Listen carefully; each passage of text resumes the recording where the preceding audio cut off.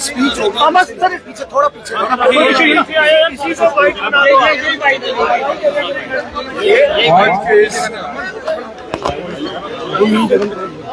एक दिवसीय धरना में सिविल सेक्रेटेरिएट के बाहर बैठे मेरे लिए आदरणीय मेरे वरिष्ठ कलीग्स, मेरे साथी और भारतीय जनता पार्टी शक्ति सारा विधायक दल, मेरे से पूर्व वक्ताओं ने आज के इस धरना की पूरी भूमिका स्पष्ट कर दी। आज का धरना शुद्ध रूप से प्योरली नायब तहसीलदार की एडवर्टीजमेंट में जो उर्दू का कंसर्न किया गया है उसको रद्द करने के लिए हमारा ये आगाज है।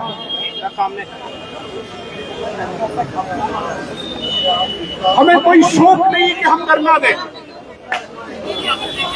हमें कोई आदत नहीं है कि हम सड़कों पे बैठ के चिल्लाएं, लेकिन मजबूरी भारतीय जनता पार्टी के विधायक दल को यहाँ पे बिठाने के लिए मजबूर हो। मेरे साथियों, भारतीय जनता पार्टी ने पूरी कोशिश की, पूरा प्रयास किया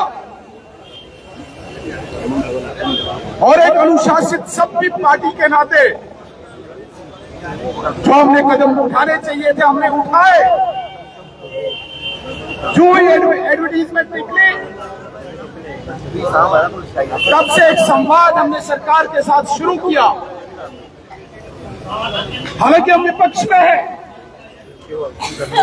हमें पहले दिन ही अगर चाहिए तो हमें धरना देना चाहिए था, इसको मुद्दा बना के उछालना चाहिए था, लेकिन हम यहाँ के पढ़े लिखे नौजवानों के साथ राजनीति नहीं करना चाहते थे। हमें आशा थी, हमें उम्मीद थी कि एक नई चुनी हुई सरकार जम्मू कश्मीर में आई है और उमर अब्दुल्ला साहब कहते हैं कि मैं हर खित्ते हर फिरके का मुख्यमंत्री हूं, इसलिए हमें आशा थी कि शायद हम एक संवाद के थ्रू, एक कन्वर्सेशन, एक कम्युनिकेशन के द्वारा इस समस्या का समाधान कर पाएंगे। हम एलजी महोदय से भी मिले, एलजी महोदय ने अपने हाथ खड़े कर दिए कि मेरे हाथ में ये नहीं है, ये सरकार ने करना है। फिर सरकार के लिए भारतीय जनता पार्टी का एक शिष्टमंडल वरिष्ठ लोगों का, वरिष्ठ विधायकों का मुख्यमंत्री साहब से मिलने गया, चर्चा की और मुख्यमंत्री साहब ने शायद आश्वासन भी दिया कि मैं इस समस्या का समाधान करूंगा। लेकिन हम सब जानते हैं लास्ट डेट भी नजदीक आ चुकी है, समस्या का समाधान नहीं हुआ। इससे पहले भी हमारे साथ मुख्यमंत्री साहब ने धोखा किया। जब यहाँ पे असेंबली का सेशन चल रहा था तो सतवारी में जो नेशनल हाईवे में जो दुकानदार आते हैं उनको रिप्लेसमेंट में चंद्रभागा अपार्टमेंट में दुकानें अलॉट की गई थी, लेकिन कुछ औपचारिकताएं बाकी थी, कुछ फॉर्मेलिटीज बाकी थी, जिसके लिए हमने लगातार संवाद सरकार से किया, लगातार चर्चा मुख्यमंत्री साहब से की और हमारे विधायक, स्थानीय विधायक, हमारे वरिष्ठ लोग मुख्यमंत्री साहब से लगातार मिले, लेकिन उस समस्या का समाधान आज तक नहीं किया। क्यों? क्योंकि यह समस्या जम्मू की है। क्यों?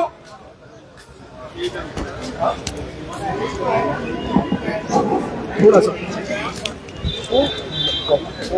ये समस्या उन लोगों की है शायद जिन लोगों ने उन्हें वोट नहीं दिया, इसलिए वो इस समस्या का समाधान नहीं करना चाहते। इसीलिए हमने एक और प्रयास किया, मैंने कहा एक बार और आजमाते हैं, लेकिन मुख्यमंत्री साहब इतनी गहरी नींद में सोए हैं, उन्हें शायद लगता है कि भारतीय जनता पार्टी के विधायक मेरे पास इसी प्रकार से गुहार लगाने आएंगे।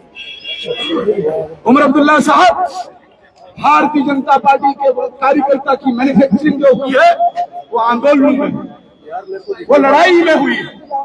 हम राजनीतिक लड़ाई जानते हैं। और अभी डॉक्टर नरेंद्र सिंह जी ने कहा कि जम्मू में जितनी भी आज तक एजुकेशन रही है, चाहे वो यूनिवर्सिटी की रही, चाहे वो मेडिकल कॉलेज की रही, चाहे वो एम्स की रही, चाहे वो सेंट्रल यूनिवर्सिटी की रही, जम्मू के लोगों ने लड़के यहां का हक दिया। लेकिन आज एक छोटी बात थी, ये कोई बहुत बड़े आंदोलन की आवश्यकता नहीं, एक छोटी बात थी। मुख्यमंत्री साहब ने एक एग्जीक्यूटिव ऑर्डर से इसको रिवोक करना था। 75 नायब तहसीलदार साहब लगा रहे हैं और एक खित्ते से लगा रहे हैं। हमें किसी भाषा से कोई मतभेद नहीं है, उर्दू जबान भी हम बोलते हैं, हम उर्दू जबान बोलते हैं, हमें उर्दू जबान से कोई मतभेद नहीं है, कोई नफरत नहीं है।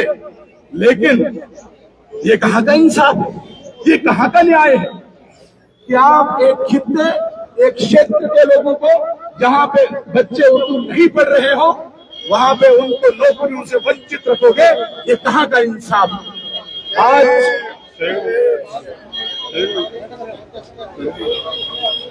राष्ट्रपति शासन के दौरान रेवेन्यू रिकॉर्ड जम्मू कश्मीर में जो पासबुक हर व्यक्ति को फराहम की गई है वो 3 लैंग्वेजेस में, जिसमें आप लेना चाहो हिंदी में भी उपलब्ध है, इंग्लिश में भी उपलब्ध है और उर्दू में भी उपलब्ध है। अगर समकालीन बिल्कुल एक इक्वल लेवल पे सारी भाषाएं हैं, तो आप सिर्फ उर्दू को अनिवार्य क्यों कर रहे हैं? इसके विरोध में भारतीय जनता पार्टी का विधायक दल एक सांकेतिक धरना के रूप में यहाँ पे बैठा है और हम चेतावनी देना चाहते हैं सरकार को, ओनली पहली सरकार को, अगर इस सांकेतिक धरना से भी वो होश में नहीं आए और जम्मू के युवाओं के साथ इंसाफ नहीं किया, न्याय नहीं किया, तो ये लड़ाई केवल यहाँ सिविल सेक्रेटरीट के बाहर ही तक नहीं रहेगी, ये लड़ाई नीचे सड़कों पे लड़ी जाएगी और हर ब्लॉक, हर मंडल लेवल पर ये लड़ाई लड़ी जाएगी। ये सिर्फ जम्मू में नहीं, ये कश्मीर के कोने कोने में भी ये लड़ाई लड़ी जाएगी। हम इसको राजनीतिक रंग नहीं देना चाहते हैं। मैं एक बात मीडिया के माध्यम से स्पष्ट करना चाहता हूं, अब्दुल्ला साहब, आपको शौक होगा राजनीति करने का, आप कल 13 जुलाई पर भी राजनीति कर रहे हैं। बड़ी बदकिस्मती है कि आज एक चीफ मिनिस्टर, भाई अपने आप को जम्मू कश्मीर का आप चीफ मिनिस्टर मानते हो और आप उन लोगों को ग्लोरीफाई कर रहे हो जिन्होंने महाराजा के विरुद्ध विद्रोह किया था, आज उस पर आप राजनीति कर रहे हो। आज आपका ट्वीट सुबह सुबह आया, आज आप पत्रकारों पर तंज कस रहे हो। आपने देखा होगा, पढ़ा होगा, मुख्यमंत्री साहब को खूब टाइम है, लोगों की समस्याओं के लिए टाइम नहीं, लेकिन ट्वीट करने के लिए उनके पास खूब टाइम है और वो कहते हैं कि भाई मीडिया मुझे तवज्जो नहीं दे रहा, खासकर अखबार वाले को बिल्कुल तवज्जो नहीं दे रहे। अब एक स्टेट का चीफ मिनिस्टर जिसके पास पब्लिक रिलेशन का डिपार्टमेंट है, जिसके पास इंफॉर्मेशन का डिपार्टमेंट है, वो ये कहे कि मुझे मीडिया वाले तवज्जो नहीं दे रहे हैं। उमर अब्दुल्ला साहब, आपको इंट्रोस्पेक्शन करना पड़ेगा कि आपको तवज्जो क्यों नहीं दे रहे हैं मीडिया वाले, क्यों? क्योंकि लोग आपसे नाराज हैं, आप लोग भी आपको तवज्जो नहीं दे रहे, इसलिए शायद मीडिया ने भी तवज्जो देना छोड़ दिया। अजीब बातें हैं। और जब मीडिया वाले आपके पास जाते हैं कोई समस्या लेके, तब आप कहते हैं कि मेरे पास पावर नहीं है। अरे आपके पास पावर नहीं तो हम यहाँ पे क्यों बैठते? हम तो आपसे ही गुहार लगा रहे हैं, हम तो, आपके पास ये ताकत है, आपके पास ये शक्ति है, इसीलिए हमारा एक इतना सीनियर एमएलए का शिष्टमंडल आपसे मिला। आपके पास ताकत है, आपके पास सरकार है, इसलिए हम यहाँ पे बैठे हैं, यहाँ से चला रहे, सारी ताकत आपके पास है। लेकिन ये कहाँ का न्याय है? आपको पुलिस चाहिए, आपको होम डिपार्टमेंट चाहिए, और इसलिए होम डिपार्टमेंट आपके पास नहीं है तो आप इसलिए जम्मू के नौजवानों के साथ नाइंसाफ करेंगे, नाइंसाफी करेंगे। ये तो कभी बर्दाश्त नहीं होगा। होम डिपार्टमेंट आपको लेना है, स्टेटहुड आपको लेना है, अन्य तरीके हो सकते हैं। यहाँ के नौजवानों के हक को कुचल के नहीं लिया जा सकता। यहाँ के दुकानदारों को, केवल 8-10 दुकानदार हैं, गरीब दुकानदार हैं, उनके अधिकारों को कुचल के आपको स्टेटहुड नहीं मिलेगा। आपको गलतफहमी है। जितना आप इस प्रकार की गतिविधियां करते रहेंगे उतना ये स्टेटहुड दूर चलता जाएगा। हम आपको आगाह करना चाहते हैं, आइए इस जम्मू कश्मीर को सुसज्जित करें। आपको मौका मिला है, यूनियन टेरिटरी के आप पहले चीफ मिनिस्टर हैं और एक लंबे गैप के बाद आपकी सरकार बनी। लोगों को आपसे आशाएं हैं, लेकिन हमें लग नहीं रहा कि आप उन आशाओं पे खरे उतरे। हर फिरके, हर रंग, हर भेद, हर नस्ल के साथ आप इंसाफ कर पाएंगे, लग नहीं रहा, क्योंकि आपकी राजनीति किसी और दिशा पे चल पड़ी है। आप जम्मू के साथ भेदभाव करना चाहते हैं, आप यहाँ के युवाओं के अधिकारों को कुचलना चाहते हैं। ये नहीं चलेगा। इसके लिए भारतीय जनता पार्टी यहाँ पे खड़ी है और भारतीय जनता पार्टी स्पष्ट करना चाहती है, हम केवल जम्मू के ही नहीं, हम पूरे जम्मू कश्मीर के रखवाले हैं। आज जम्मू के युवाओं के साथ ये नाइंसाफी हुई है, हम यहाँ पे खड़े हैं। कल कश्मीर के भी किसी नौजवान के साथ, अधिकार के साथ, उसके हक के साथ नाइंसाफी होगी, भारतीय जनता पार्टी वहां भी खड़ी होगी। क्यों? क्योंकि ये स्टेट हमारी है। जम्मू कश्मीर स्टेट महाराजा की देन है। ये जम्मू कश्मीर स्टेट महाराजा हरि सिंह बहादुर जी ने बनाई है। इसलिए इस स्टेट पर कोई अत्याचार हो, यहाँ के लोगों पर, यहाँ के नौजवानों पर, यहाँ के गरीबों पे कोई अत्याचार हो, भारतीय जनता पार्टी कभी भी स्वीकार नहीं करेगी, किसी कीमत पे भी स्वीकार नहीं करेगी। मैं दोबारा से स्पष्ट करना चाहता हूँ, आज का ये केवल और केवल एक सांकेतिक धरना, जस्ट एक इंडिकेशन आप मान लीजिए, और ये लड़ाई लंबी होगी।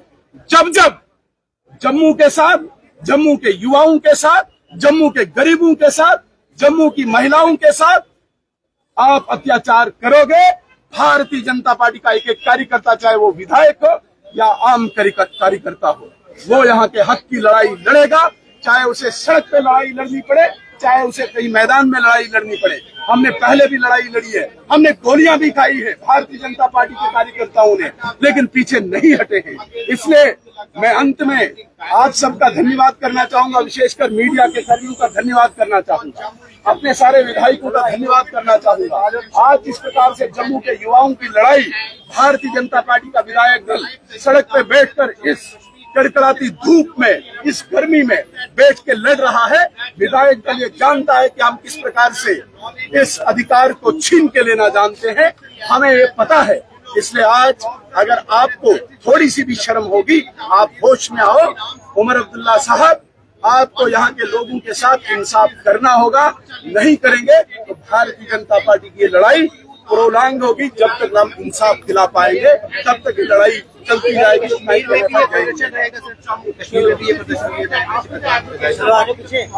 कश्मीर में भी भारतीय जनता पार्टी का अपना स्ट्रक्चर है और भारतीय जनता पार्टी का कार्यकर्ता, चाहे कश्मीर में, चाहे जम्मू में, चाहे कन्याकुमारी में, वो किसी के साथ नाइंसाफ नहीं होने देगा।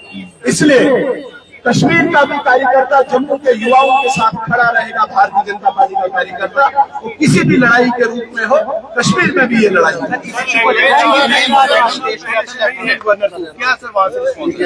सर, आपने मेमोरेंडम पेश किया था, एलजी साहब ने स्पष्ट कर दिया था कि मैं इसमें कुछ नहीं कर सकता, ये सरकार के पास अधिकार है और ये काम सरकार का। सरकार से मुलाकात की है सर, उससे पहले लेकिन बीजेपी द्वारा तब जो है वो इस मामले पर बात क्यों नहीं की गई? बीजेपी हमेशा बात करती है, जब जब यहाँ पे अधिकारों का हनन होता है तब तक भारतीय जनता पार्टी बात करती है। एक बात मैं स्पष्ट करना चाहता हूँ, हमारा अलायंस केवल 3 साल का रहा। जो आज विपक्ष कहता है कि भारतीय जनता पार्टी पिछले 10 सालों से सत्ता में है, वो गलतफहमी में है। एलजी सबके थे, एलजी एक अनबाइस्ड पोजीशन है, एलजी एक न्यूट्रल पोजीशन है। उसमें भारतीय जनता पार्टी का रोल नहीं है।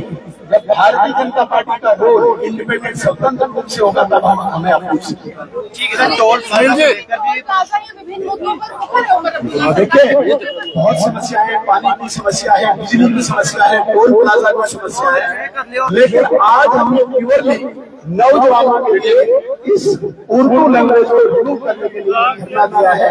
बाकी लड़ाई भी हर फील्ड में लड़ी जाएगी और टोल प्लाजा की भी लड़ाई हम लड़ेंगे। कारण क्या उमर अब्दुल्ला चुप्पी क्यों साधे हैं इस नायब तहसीलदार की पोस्ट को लेकर? वो अब्दुल्ला साहब कहते हैं